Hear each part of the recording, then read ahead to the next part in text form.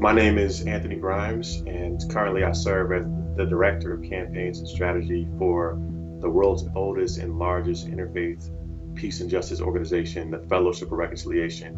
We were founded on the eve of World War I. Several of our members came together in Cologne, Germany, and said after the war started that though our countries may be at war, may we never be at war. And that's how the fellowship began. Nonviolent resistance is essential to moving to a world beyond war. It's the most creative and powerful mechanism for social change that we've ever seen.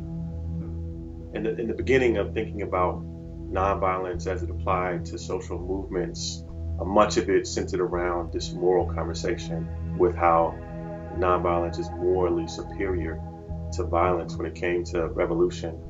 And as someone who centers on a Christian perspective, I definitely resonate with the moral quality of a nonviolent life and the ways in which it opens possibilities for people to change. But beyond that, nonviolence has since developed from a social perspective because of how effective it is. I tend towards nonviolent resistance because it's been proven to be effective. In the last 100 years, there have been various scholars, especially maybe most noteworthy is Maria Stephan, Erica Chenoweth, who have studied the last 100 years of nonviolent revolution and conflict. And in that, they've seen a trend towards nonviolent revolutions being more successful than violent revolutions. 1 in 4 nonviolent revolutions fail. That means 3 in 4 succeed, whereas 3/4 of violent revolutions do in fact fail. There's a high threshold for someone who's willing to join your movement and commit to violence, and then you eliminate a large portion of the population. You don't have grandmothers who can contribute.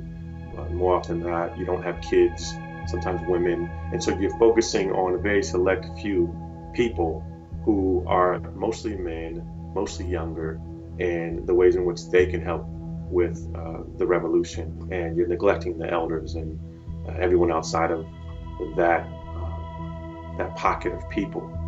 So just from a pure practical standpoint, if to the extent that numbers are important for winning any kind of campaign, we open ourselves up more to those numbers when we take a nonviolent approach. We also open ourselves up to the creativity that comes with those numbers. When people lean on guns to solve problems, it reduces the level of creativity that we can bring to a conflict, as opposed to the thinking that comes about when we have to think beyond violence, when it's not an option to yell and to go off and to shoot and to hurt. Well, you have to think strategically, well, what is an option? What can we do? And often what happens in lieu of violence and violent thinking is more powerful, more creative, and more effective. There's somewhat of a false divide between the practical side of nonviolence and the moral side of nonviolence. And I would say that at its best, these things are working hand in hand. I think some of how I deal with this apparent divide is to think through after the systems are changed, after revolution is won, we still must deal with what kind of people are we going to be. And the people inhabit systems, and therefore to not give serious attention to the kind of people and human beings that we're somehow being shaped into by our practices is a mistake. Ideally, you'd be able to have a lens for nonviolent revolution that was strictly pragmatic, and then one in which it was pragmatic but also discussed the spiritual side and nonviolence as a way of life beyond just its effect. So it's important, if nonviolence is going to be a way of life, to wake up, if not every day, then most days, and meditate on basic goodness, on your intents for the day, and your intentions for the day, and what kind of world you'd like to see personally created through your life on that day. And then beyond that, getting involved with a community, an organizing community.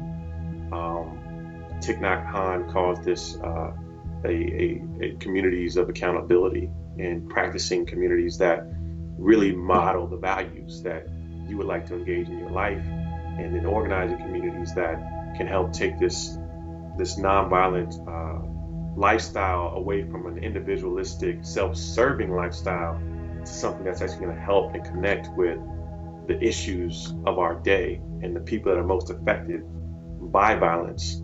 And very often that means going beyond ourselves into a community of people who are living this day in and day out. So you got to get your feet dirty in the places that are hurting with other people who have more experience than you do, and learn from those people, sit at their feet and be neighbors with them before we ever call ourselves to helping someone else in that regard.